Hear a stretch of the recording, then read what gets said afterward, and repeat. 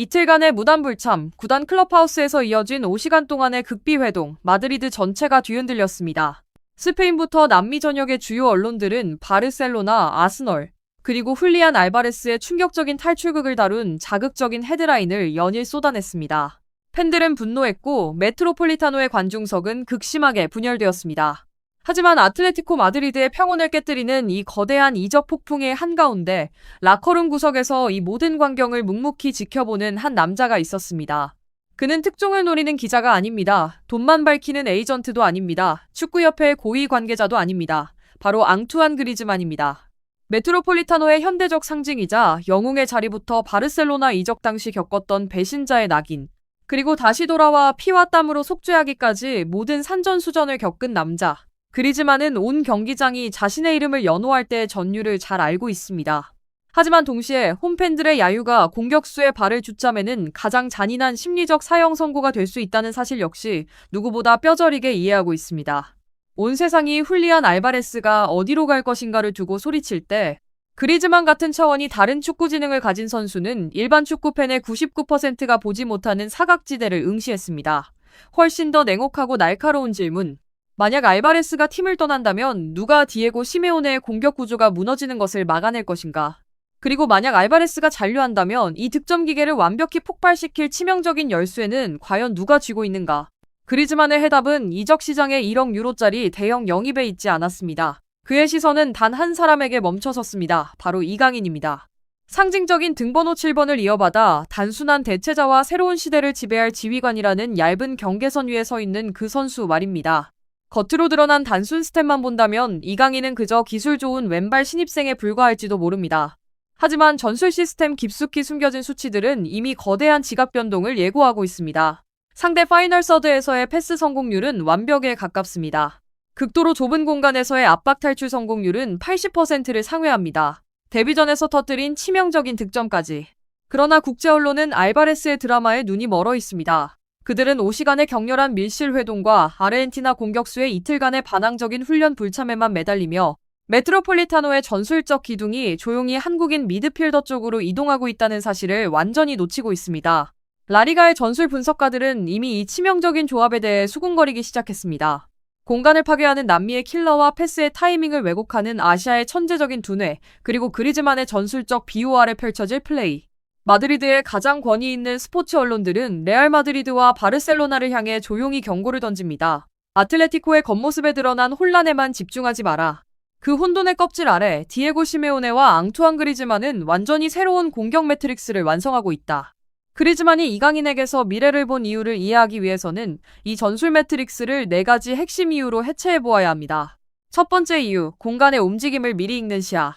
소셜미디어의 짧은 하이라이트 영상만 본다면 이강인은 왼발을 잘 쓰고 볼을 다루며 크로스가 정확한 선수 정도로만 보일 것입니다.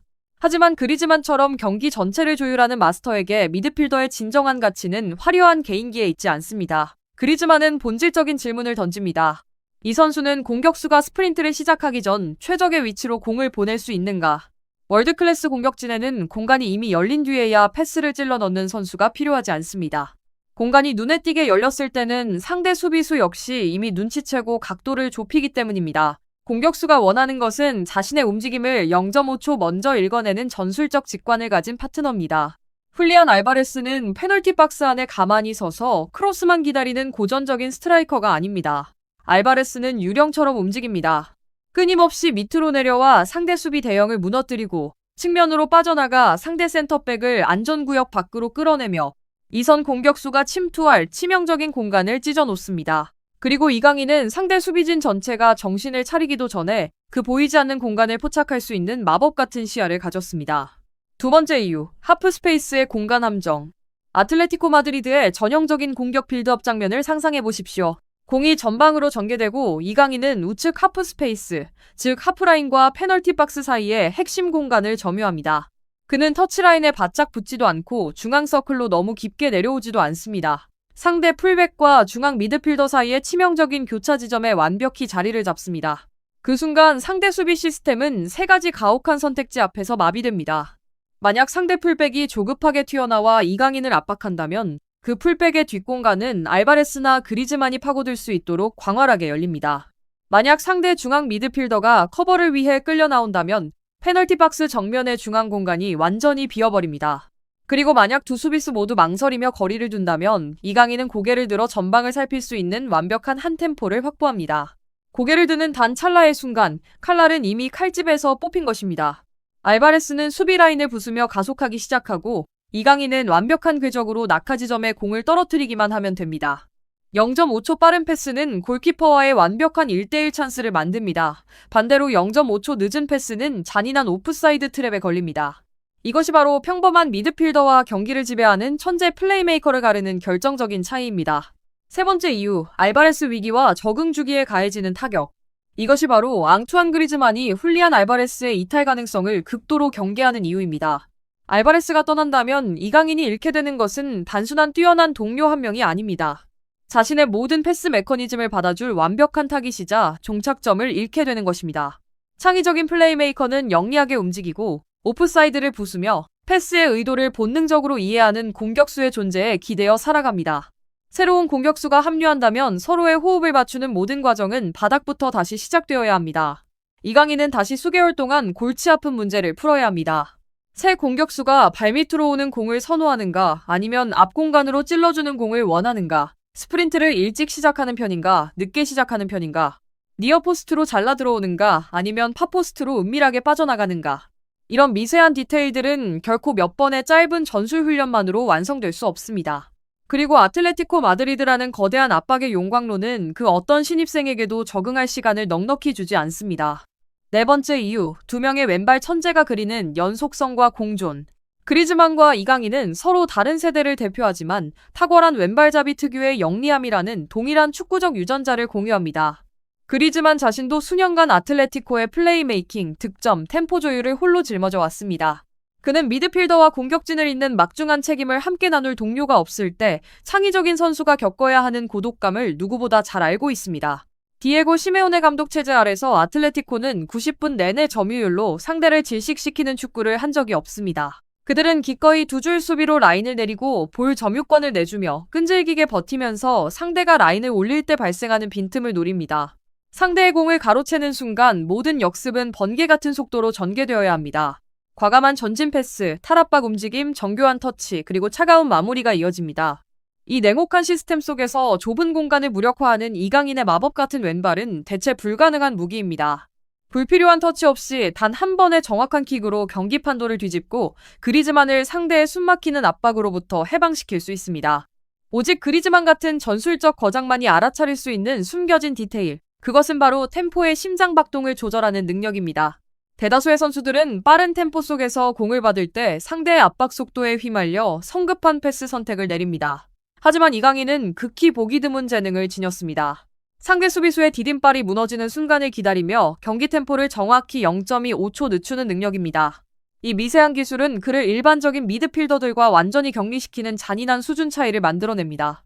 상대 수비수가 이강인이 패스할 것이라 예상하고 무게중심을 실어 저지하려 할 때 이 한국인 미드필더는 가벼운 상체 페인팅 하나로 공을 찰나의 순간 더 쥐고 있습니다.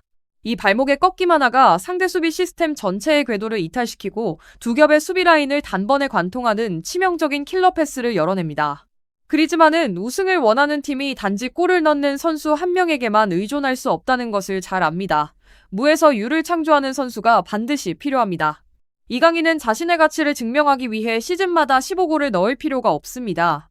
주변 동료들을 특급 골잡이로 만들어줄 15개의 결정적인 기회만 만들어내면 됩니다. 레딧과 X, 그리고 아틀레티코 팬 커뮤니티를 포함한 글로벌 축구 포럼에서는 이미 뜨거운 논쟁이 폭발하고 있습니다. 마드리드의 한 베테랑 팬이 남긴 댓글은 수만 개의 공감을 얻었습니다. 우리는 알바레스 때문에 미쳐가고 있지만 경기장에 새로 등장한 7번을 보라. 그는 공을 쫓아 뛰지 않는다. 공이 자신의 발을 따르도록 만든다. 방송에 출연한 라리가의 레전드들 역시 이강인의 시야에 감탄을 금치 못하고 있습니다. 한 유명 해설가는 씁쓸하게 평했습니다. 시메오네의 아틀레티코를 상대하는 것은 그 자체로 체력적인 악몽이다. 하지만 이강인과 그리즈만이 하프스페이스에서 고개를 들 시간까지 허용한다면 그것은 전술적인 사형 선고가 될 것이다. 팬들은 알바레스의 거취에 불안해할 수 있습니다. 하지만 그들은 점차 냉정한 현실을 깨닫고 있습니다.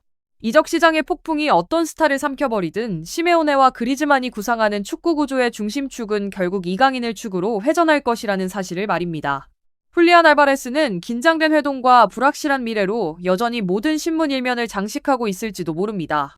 하지만 최고의 무대에서 역사를 쓰는 이는 때로 언론에서 가장 시끄러운 인물이 아니라 조용히 경기 전체에 숨결을 쥐고 흔드는 자입니다. 이강인은 타인의 위기를 지켜보는 관객이 되기 위해 마드리드에 오지 않았습니다. 그는 아틀레티코의 미래를 위한 해답이 되기 위해 이곳에 왔습니다. 만약 알바레스가 잔류한다면 이강인은 끝없는 화력을 공급하며 아르헨티나 공격수를 완벽한 득점 병기로 진화시킬 것입니다. 반대로 알바레스가 떠난다면 이강인은 그리즈만과 함께 공격 재건의 모든 책임을 짊어지고 상징적인 등번호 7번을 자신만의 제국으로 만들어낼 것입니다. 두 개의 경로, 두 개의 가혹한 시나리오, 하지만 모두 하나의 생존 시험으로 이어집니다. 과연 이강인은 메트로폴리타노의 차세대 위대한 두뇌가 될 준비가 되었는가? 그것이 바로 앙투안 그리즈만이 묵묵히 기다리고 있는 유일한 대답입니다. 이번 분석을 통해 최고의 축구 무대가 지닌 깊이 있는 전술과 냉혹한 매력을 느끼셨다면 구독과 알림 설정, 그리고 좋아요를 눌러 다음 심층 분석도 놓치지 마시기 바랍니다. 여러분은 이강인과 그리즈만이 올 시즌 라리가에서 가장 위협적인 플레이메이킹 듀오가 될 수 있다고 보십니까? 여러분의 날카로운 생각을 댓글로 자유롭게 남겨주시기 바랍니다.